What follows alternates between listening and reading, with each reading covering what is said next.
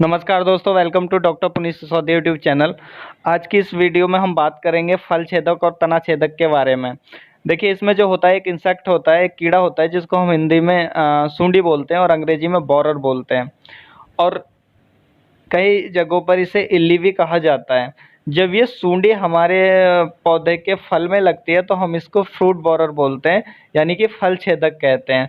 और जब यही सूंडी हमारे पौधे के तने में लग जाती है तो हम इसको तना छेदक बोलते हैं और अंग्रेजी में इसको स्टेम बोरर कहते हैं।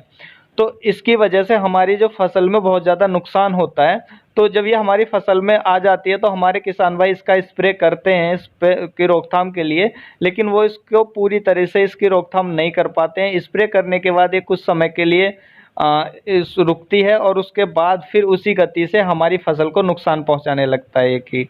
तो आज की वीडियो में मैं बताऊंगा कि किस तरह से इसकी रोकथाम करें। और मैं वादा करता हूँ यदि ये वीडियो आपने पूरा देखा तो आज के बाद आपकी फसल फल छेदक और तना छेदक की वजह से खराब नहीं होगी। तो चलिए देखते हैं।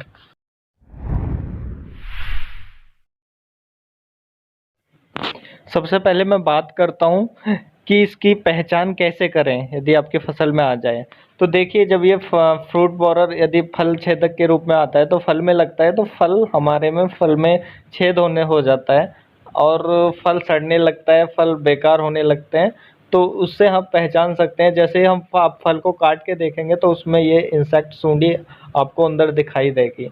उसी तरीके से जब ये तने में लगता है तो तना भी आपका सड़ने लगता है और उसमें से जब छेद हो जाता है उसमें आप देखेंगे तो और ब्लैक ब्लैक नज़र आने लगता है वहाँ पे। और आप उसको कट करके देखेंगे तो अंदर उसमें सूंडी निकलेगी, ये बोरर निकलेगा। तो इस तरीके से आप इसकी पहचान कर सकते हैं। जब ये तना छेदक ज़्यादा होता है आपकी फसल में तो उसमें से एक काला चिपचिपा पदार्थ भी निकलने लगता है। तो आप इस तरीके से इसको पहचान सकते हैं। तो ये अलग अलग फसलों में इस तरीके से दिखता है और सभी फसलों में लगभग सेम तना छेदक एक ही तरीके से दिखता है। फल छेदक उसका भी वही, वो फल में घुसा हुआ होता है, फल को खाता है। और पत्तों को भी कभी कभी ये खाता है कई फसलों में, जैसे गोभी की या पत्ता गोभी की में पत्ते को खाता है, फूल गोभी में पत्ते को खाता है और भी कई फसलों पर ये पत्ते को भी कभी कभी खाता है। तो पत्ते का जो सिम्टम्स है वो इस तरीके का होता है, जैसा आप गोभी में देख सकते हैं, ये गोभी की फसल है। तो इस तरीके से होता है। अब बात करते हैं कि ये सबसे ज़्यादा कौन-कौन सी फसल को प्रभावित करता है और कब हमको कौन सी फसल में कौन सी स्टेज में कब हमको इस पे ज़्यादा ध्यान देने की ज़रूरत है। देखिए, जो सबसे ज़्यादा ये लगता है फल छेदक या तना छेदक, ये आता है खरबूजे में और खरबूजा मेलोन की फसल में, और दूसरा आता है बैंगन की फसल में जिसको एग प्लांट भी बोलते हैं, ब्रिंजल। तो उसकी फसल में सबसे ज़्यादा आता है। तो स्टेम बोरर उनमें ज़्यादा आता है। बैंगन में भी स्टेम बोरर बहुत ज़्यादा होता है, खरबूजे में भी, और इनमें फल छेदक भी बहुत ज़्यादा आता है। तो इसमें हमें स्टार्टिंग से ही स्प्रे देने की ज़रूरत होती है। रोपाई के बाद यदि आप बैंगन की फसल कर रहे हैं और या खरबूजे की फसल कर रहे हैं तो बुवाई के बाद कम से कम 25-30 दिन बाद, जब आपका पौधा 25 दिन का हो जाए, थोड़ा बड़ा हो जाए, तो जब आपको इस पे स्प्रे देना होता है, कंटिन्यू देते रहना होता है, वरना आपके में इसमें स्टेम बोरर आ जाएगा और फसल खराब हो जाएगी। तो इसको आप 15 दिन के, जो मैं अभी आपको आगे स्प्रे दवाइयाँ बताऊँगा कौन-कौन सी बेस्ट हैं, तो उनका आपको एवरी 15 डेज़ में आपको एक स्प्रे देना होता है इन दोनों फसलों पर। यदि इसके अलावा कोई और फसल है तो उसमें क्या होता है, जैसे मिर्ची है, टमाटर और तरबूजा, तो इन फसलों में क्या होता है, जो स्टेम बोरर आने का जो चांसेस है बहुत कम होते हैं। तो इसमें स्टार्टिंग में इन फसलों में हमें इसका स्प्रे देने की ज़रूरत नहीं होती। आप देखते रहिए, यदि स्टेम बोरर का आपको दिखे, सिम्पटम्स दिखे तो आपको स्प्रे करना होता है। वरना इसमें जो स्प्रे करना होता है और क्रॉप में, वो उस टाइम पे करना होता है जब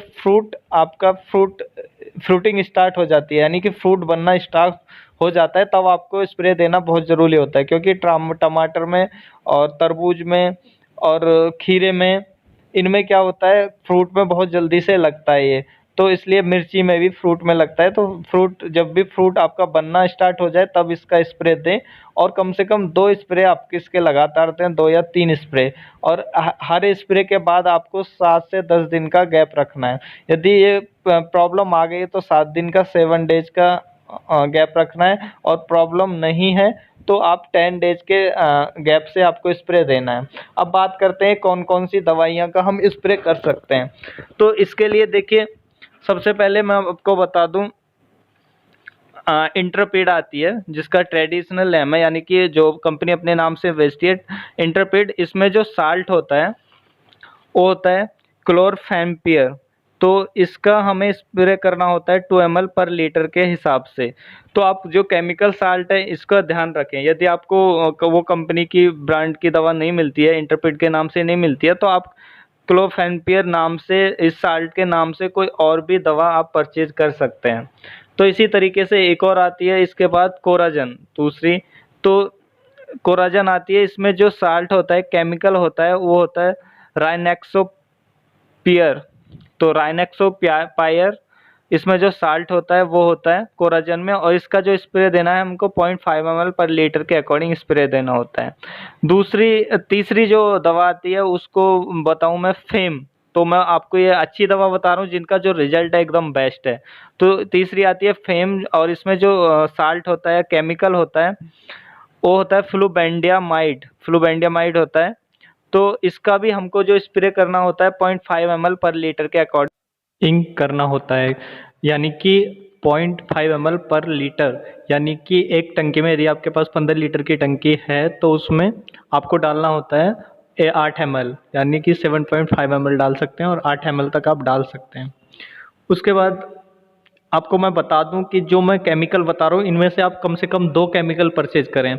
कभी भी लगातार एक ही केमिकल का या एक ही दवाई का यूज ना करें। एक बार एक दवाई का यूज करें और दूसरी बार 1 हफ्ते बाद जब दूसरा स्प्रे करें तो उस टाइम पे हमको दूसरी दवाई का स्प्रे करना होता है। तो कोई भी किसी भी इंसेक्ट के लिए यदि आप दवाई परचेज कर रहे हैं तो कम से कम 2 साल्ट परचेज करें, और उनमें से चेंज करके पहला जिस साल्ट का दिया उसके बाद दूसरे साल्ट का आपको स्प्रे देना है।